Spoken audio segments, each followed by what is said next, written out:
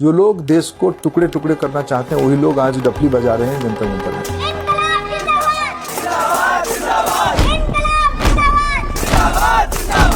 आरंभ है प्रचंड बोल मस्तकों के झुंड, आज जंग की घड़ी की तुम गुहार दो। आन बान शान या की जान का हो दान, आज एक धनुष के बाण पे उतार दो। आरंभ है प्रचंड बोल मस्तकों के झुंड, आज जंग की घड़ी की तुम गुहार दो। आन बान शान या की जान का हो दान, आज एक धनुष के बाण पे उतार दो। अब इसमें नोट कर लेना, एक पार्टी बनेगी उसके बाद एक खत्म। डेमोक्रेटिक कंट्री में या तो फोर्थ व्हीलर मीडिया काम करे या आपका प्रोटेस्टर काम करे, इन दोनों में से कोई काम नहीं करेगा तो गारंटीज लिखवा लो, ये देश खत्म हो जाएगा, इसको बेच देंगे लोग। आप ये बताइए कि जब देश में चुनाव होते हैं तो सरकार मानव जीवन को बेहतर करने के वादे करती है, जब मानव जीवन बिगड़ने लगे, बच्चे खुद कुछ करने लगे, सवाल बनते हैं। कृष्ण की पुकार है, ये भागवत का सार है कि युद्ध ही तो वीर का प्रमाण है। कौरवों की भीड़ हो या पांडवों का नीड़ हो, जो लड़ सका है वो ही तो महान है। सत्ता का खेल तो चलेगा, सरकारें आएंगी जाएंगी, पार्टियां बनेगी बिगड़ेंगी, मगर ये देश रहना चाहिए, इस देश का लोकतंत्र अमर रहना चाहिए। अगर शिक्षक ही राजनीतिक मुद्दों पर चर्चा करने लगे तो ये बहुत ही गंभीर समस्या है। आज मैं जिस व्यक्ति विशेष की बात करने जा रहा हूं, इस समय वो भारतीय राजनीति का केंद्र बना हुआ है। वो व्यक्ति जिसके किरदार को 3 इडियट जैसी मूवियों में दर्शाया जा चुका है। वो व्यक्ति जो NIT श्रीनगर से जिसने अपनी पढ़ाई की। वो व्यक्ति जो global award for sustainable architecture, Rolex award for enterpriser और एशिया का नोबेल कहा जाने वाला अवार्ड रैमसन मैग्सेसे से नवाजा जा चुका है। जी हाँ, वो व्यक्ति जो लद्दाख में शिक्षा में अव्यवस्था को देखता है तो वो सेकमॉल जैसी संस्था का स्थापना करता है। वो व्यक्ति जो जब देखता है कि सरकारी विद्यालयों में शिक्षा उजड़ी हुई है तब वो मिशन न्यू होप लॉन्च करता है। वो व्यक्ति जो हिमालयी क्षेत्रों में जल संकट की समस्या को देखता है तो आर्टिफिशियल इग्लू का निर्माण करता है। वो व्यक्ति जो जवानों को ठंडे क्षेत्रों में राहत देने के लिए सोलर युक्त गर्म तंबुओं का निर्माण करता है। मैं जिस व्यक्ति की बात कर रहा हूं वो और कोई नहीं, श्री सोनम वांगचुक जी हैं। सोनम वांगचुक हाल ही में काफी चर्चाओं में रहे। वो चर्चा में तब उठे जब वो लद्दाख को स्पेशल स्टेटस दिलाने के लिए प्रोटेस्ट पर थे। तब थोड़ा सा वहां पर रिवॉल्ट जैसा माहौल बन जाता है और गवर्नमेंट द्वारा सोनम वांगचुक को अरेस्ट करवाया जाता है। सोनम वांगचुक पे गवर्नमेंट ने रासुका लगाकर उन्हें एंटी नेशनलिस्ट डिक्लेयर कर दिया। एक व्यक्ति जिसकी इतनी उपाधियां रही हो, जो टीचर भी है, इन्वायरमेंटलिस्ट भी है, जो इंजीनियर भी है, उस व्यक्ति को आपने डायरेक्ट एंटी नेशनलिस्ट घोषित कर दिया। वो कर क्या रहा था? वो बस लद्दाख को स्पेशल स्टेटस दिलाने की मांग भी तो कर रहा था। हालांकि फिर कुछ दिनों बाद वो रिहा होते हैं। फिर उनको एक समस्या बहुत विकट रूप में दिखाई देती है। वो समस्या थी नीट एस्पिरेंट को लेकर। नीट के पेपर होता है, इतना बड़े स्तर पर नीट का पेपर आयोजित किया जाता है और नीट का पेपर लीक हो जाता है। मात्र 5-5, 10-10 लाख रुपए में केमिस्ट्री के, फिजिक्स के पेपर लीक हो जाते हैं और इसको लेकर लगभग 21 बच्चों ने आत्महत्या कर ली। सोचिए, 21 बच्चों, 21 परिवार के 21 उम्मीदों ने दम तोड़ दिया सिर्फ सिस्टम की एक नाकामी की वजह से। इसी नाकामी को देखकर सोनम वांगचुक ने यह निर्णय लिया कि वो दिल्ली स्थित जंतर मंतर पर आमरण अनशन करेंगे और आमरण अनशन का मुख्य उद्देश्य था कि शिक्षा व्यवस्था में सुधार की जाए और तत्काल प्रभाव से जो शिक्षा मंत्री हैं धर्मेंद्र प्रधान, उनका इस्तीफा, वो इस्तीफा दें। धर्मेंद्र प्रधान के इस्तीफे की मांग को लेकर फिर वो अपना धरना प्रदर्शन पे बैठते हैं। लगभग 20 दिन हो चुके थे। सोनम वांगचुक ने अन्न का एक दाना भी ग्रहण नहीं किया। कोई भी सरकार होती तो एक बार डायलॉग के थ्रू इस अनशन को समाप्त करने का प्रयास करती। इससे पहले भी कई बार ऐसे अनशन हो चुके हैं और उसको सरकारों ने ऐसे ही डायलॉग के थ्रू क्या किया है, बंद करवाया है। चाहे वो अन्ना हजारे हो 2012 लोकपाल बिल को लेकर, या फिर उससे पहले महात्मा गांधी के ऐसे कई अनशन रहे हैं। इतनी क्रूर तो अंग्रेज शासन भी नहीं रही है जितना क्रूरता इस सरकार ने दिखाई है। और 20 दिन के बाद ऐसा लगा कि सरकार हो सकता है कि डायलॉग बाजी के लिए आए, लेकिन वो डायलॉग बाजी, उसने अकाउंटेबिलिटी, डेमोक्रेसी का जैसे उसने कुछ पढ़ा ही नहीं है, जरा सा भी उसने जवाबदेही करने का नहीं सोचा। और 20 दिन बाद पीएसी दिल्ली पुलिस को भेजकर सोनम वांगचुक को उठा के ले जाती है और दिल्ली के अस्पताल में भर्ती कराती है और हवाला यह देती है कि हाईकोर्ट के दिशा निर्देश को देखते हुए, इनके स्वास्थ्य को मद्देनजर रखते हुए हमने यह कदम उठाया है।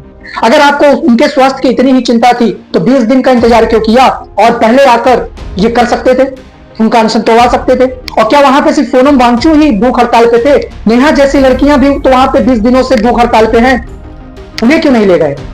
क्योंकि सोनम वांगचुक मास लीडर बन चुके थे और सरकार को यह पता था कि मास लीडर में से लीडर को अगर हमने निकाल लिया तो मास कहीं की नहीं रह जाएगी, क्योंकि सरकार को पता है कि ये जो जनता है ये सवाल उठाने वाली जनता नहीं है, ये सवाल करने वाली जनता नहीं है, ये लॉलीपॉप वाली जनता है।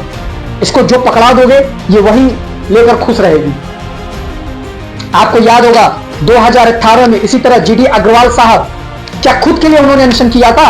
एक IITian जो गंगा को स्वच्छ करने के लिए मोदी सरकार को लगभग 3 बार चिट्ठी लिख चुके पीएमओ के पास, लेकिन सरकार ने उनको भी अनसुना किया और लगभग 111 दिन हंगर स्ट्राइक उन्होंने किया और 111 दिन बाद जीडी अग्रवाल साहब की मौत हो गई।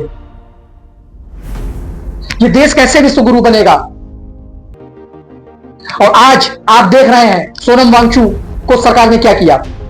मुद्दा क्या था? क्या सोनम वांगचुक किसी पद, कोई लालच को लेकर उन्होंने ये किया, या उन्हें कुछ चाहिए था खुद के लिए? वही किसके लिए कर रहे हैं? इस देश के भविष्य के लिए ही तो कर रहे हैं। ये जनता कब समझेगी? जनता कब सवाल उठाना प्रारंभ करेगी? जनता कब अकाउंटेबल बनाएगी गवर्नमेंट को? क्योंकि आपको शायद नहीं पता है कि पेपर लीक से क्या होता है। इनको तो फर्क नहीं पड़ता, सरकार को बिल्कुल भी फर्क नहीं पड़ता पेपर लीक हो या नो। क्यों फर्क पड़ेगा? क्योंकि मिनिस्टर्स के बेटे तो यहां है नहीं ना। किसी के बॉस्टन यूनिवर्सिटी में है, किसी के कैम्ब्रिज यूनिवर्सिटी में है, किसी के इकोनॉमिक लंदन स्कूल इकोनॉमिक में है, किसी के सिंगापुर में है। तो इनको क्या फर्क पड़ेगा पेपर लीक हो ना हो, कुछ सही ढंग से शिक्षा व्यवस्था चले ना चले, भाड़ में जाए। इनको कोई मतलब है? कोई मतलब नहीं। मतलब किसे होना चाहिए? हमें और आपको, जिनके बच्चे आने वाले समय में ये पेपर देंगे, जो बच्चे इस समय इस तैयारी में जुटे हुए हैं, उनके भविष्य का क्या? पेपर लीक होना कोई आम बात नहीं है। एक पेपर लीक होने से एक बच्चे का भविष्य बेकार हो जाता है। एक पेपर लीक होने से जो आने वाली भविष्य है ना, उसकी संभावनाएं मर जाती हैं। एक पेपर लीक होने पर जब कोई सोनम वांगचुक जैसा व्यक्ति उस व्यवस्था को दुरुस्त करने का प्रयास करता है और जब सरकार द्वारा उसे अपने बल द्वारा दबा दिया जाता है, तो लोकतंत्र मर जाता है। लोकतंत्र सिर्फ एक शब्द बनकर रह जाता है।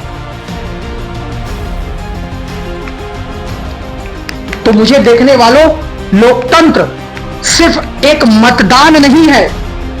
लोकतंत्र मतदाताओं से नहीं बनता है। लोकतंत्र जागरूक नागरिकों से बनता है, जहां पर ताली भी न बजाई जाए और न ही पत्थर भी फेंका जाए, जहां पर किसी भी विचारधारा से पहले देश को आगे रखा जाए। क्यों? क्योंकि पार्टियां आएंगी जाएंगी, सरकारें बनेंगी बिगड़ेंगी, लेकिन संविधान, शिक्षा, न्याय, सामाजिक समता, सामाजिक जागरूकता, यह सब कठिन परिश्रमों द्वारा बनता है। तो अपने आवाज उठाइए। हो रहे अपने चारों चहुओर करप्शन के खिलाफ आवाज उठाइए, क्योंकि जिंदगी जीने के सिर्फ 2 ही तरीके हैं। या तो जो हो रहा है उसे होने दो, चुपचाप देखते जाओ, या दूसरा जिम्मेदारी उठाओ उसे बदलने की। और जिम्मेदारी अगर नहीं उठा सकते हो तो कोशिश करो जो आपके तरफ से जिम्मेदारी उठाया है उसको सपोर्ट करो, उसकी आवाज बनो।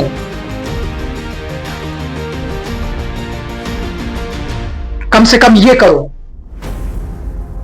और अंत में इतना ही कहना चाहूंगा, जो इस लड़ाई, इस मुहिम में आवाज नहीं उठाएगा, जो आने वाले समय पे सरकार से प्रश्न नहीं करेगा, जो आने वाले सरकार पर अंधभक्तों की तरह विश्वास करेगा, जो सरकार को जवाबदेह होने पे मजबूर नहीं करेगा, तो याद रखिएगा कि हर कोई मारा जाएगा। जो जो इस सरकारों से प्रश्न नहीं करेगा, हर कोई मारा जाएगा।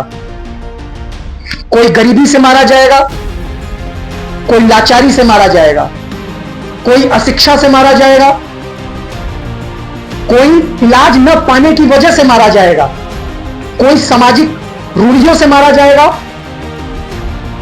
कोई समझौतावादी नीतियों से मारा जाएगा, और बहुत सारे लोग इस वजह से मारे जाएंगे क्योंकि उन्होंने बोलने वाले लोगों को चुप कराया। मारे नहीं जाएंगे तो सिर्फ वो लोग नहीं मारे जाएंगे जिन्होंने आवाज उठाई, और वो इतिहास में अमर हो जाएंगे।